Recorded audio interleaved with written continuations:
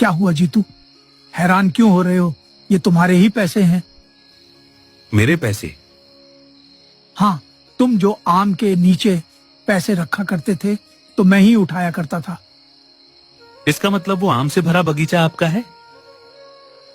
हाँ, मैंने उस बगीचे के बारे में मेरे बेटे बहू को कभी नहीं बताया, इसलिए वो बगीचा बच गया। मैंने वो बगीचा ऊपर वाले के भरोसे छोड़ दिया था।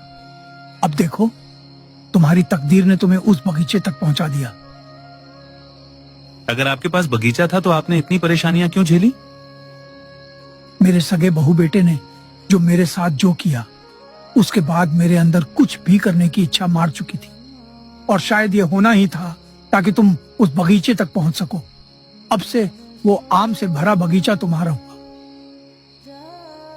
नहीं नहीं, मैं उस बगीचे को आपने नाम कैसे कर सकता हूँ? उसके मालिक तो आप हैं। मना मत करो बेटा, ये तुम्हारी अच्छाई और सच्चाई का इनाम है। ये पैसे भी मैं तुम्हारे ही लिए जमा कर रहा था ताकि बुरे वक्त मैं तुम्हारे काम आ सके। एक झटके में जीतू की जिंदगी पलट गई। जीतू ने जिस निर्बल बूढ़े की मदद की थी, असल में वो तो जीतू की खुशियों की चाबी निकला। अब जीतू बेफिक्र होकर आम तोड़कर बेचता था। सब खुश होकर आंगन में ताजी हवा खा रहे थे। तभी एक दिन बूढ़े बाबा का बेटा अपनी पत्नी के साथ वहाँ आता है। पिताजी, आप यहाँ हैं।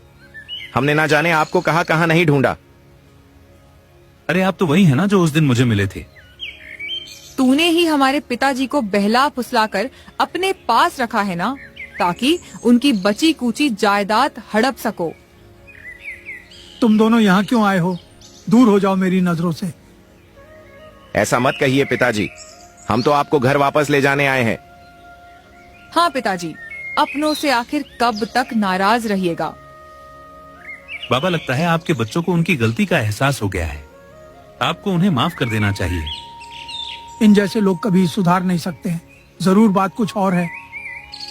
नहीं नहीं पिताजी, कोई बात नहीं है। हम सच में शर्मिंदा है। घर चलिए, हम तीनों मिलकर आम के बगीचे का ध्यान रखेंगे। आखिर सच सामने आ ही गया ना। तुम दोनों यहाँ अपने फायदे के लिए आए हो। जैसे ही तुम्हें बगीचे का पता चला, झूठे आंसू लेकर मेरे पास आ गए। हाँ, हम बगीचे का सुनकर ही आए हैं। आपका एक ही बेटा है, आपके सारे जायदाद पे इनका हक है।